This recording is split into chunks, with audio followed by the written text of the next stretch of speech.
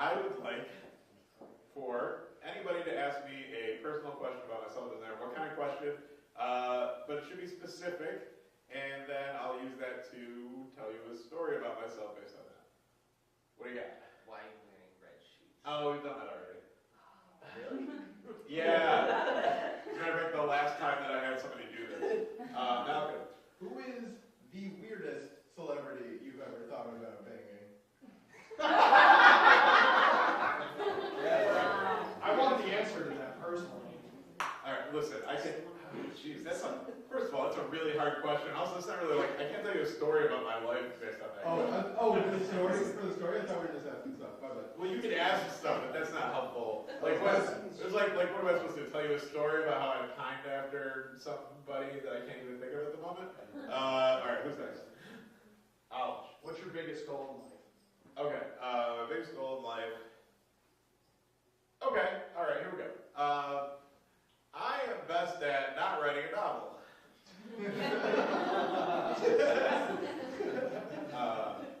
I have not written a novel my entire life. I learned to read extremely young, which I don't think makes me so much smarter than the average person. I think that it makes me a person who did not want to talk to other people, or have friends, or play with kids and whatever. I was the oldest kid, so my sister was an infant when I learned to read, and my mom is a big reader, continues to be, and there were always books around, and she was always encouraging me to read. So I read, I don't know, I read several thousand books as a kid from the age of like 3 or 4 to when I was in high school, and I discovered, I don't know, music and being in plays and stuff, and social life and all that kind of thing. So when I was 5 and I was in, or maybe 6 in first grade, I read a book that was called The Castle in the Attic. Did anybody ever read Castle in the Attic? Yeah, okay. By, I think, Elizabeth Whitgroup, if I'm not 100% wrong. And this is a book about a kid who has this like a governess, or what do you want to call it? Like a kid, someone who takes care of kids. What do they call that? Nanny. A nanny. Thank you. Maybe they call it a governess if you're super rich. If you're super rich and it's Victorian England, then they call it a governess, and everybody's named Fiona, and so I read this book, and his nanny gives him this castle that's been this toy castle, like a dollhouse, only it's a castle, and there's a little knight, and then the little knight comes to life, and then he's sucked into this world where the castle is, and he has to fight an evil wizard or something, that kind of thing. And I got so excited about this, and I decided that I was going to write books when I grew up. And then I just sort of had this in the back of my mind for the entire time that I was growing up.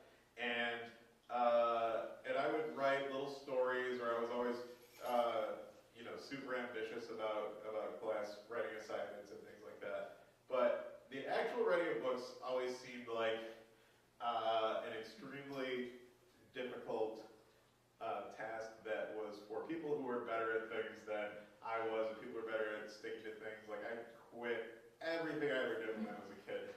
I quit karate, I quit Boy Scouts, I quit high school slightly before the end. So all of these things. And the thing about writing is that the only way that you can write a book is write a book. And you have to go through a very narrow tunnel of possibilities. It involves sitting down and writing all of these words. And when I got out of high school, I joined the Army, and then I got out of the Army, and I was a chef for almost 10 years. And then I decided to go back to school because I was going to achieve this dream of finally, becoming a writer.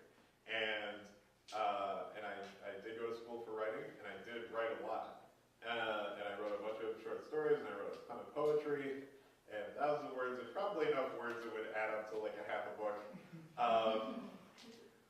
Except that I never actually got to that novel level, or to where I had to where I started a story that could be big enough to actually get to that place or whatever. And at some points I was stymied by economic circumstance or time, because I was at a certain point I had a girlfriend, I was taking care of a young child for a few years, and then after that I got into stand-up comedy, doing all the stuff that those of you who know me know that I do now.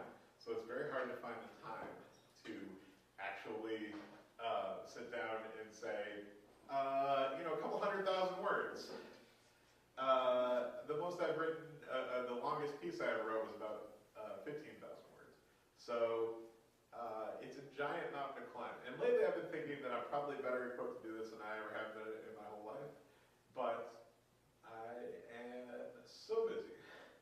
And I take on, and I do a lot of little bits of writing and promotional things or whatever, and I've written for some websites and stuff, but it's so much easier to grab a little project and do it quickly and be done with it than it is to do something which requires you to get up in the morning earlier than everybody else, and then write for an hour or two, and then get cleaned up and go to work, and then get out of work and go and perform stand-up comedy like I do, or host an event like this, or host my open mic that I do on Tuesdays, or work at a club, or whatever, all the other things that I'm doing. So it's just not quite happening, and I still want it to, but I maintain that I'm better at not writing a book than everybody else, because I've come close enough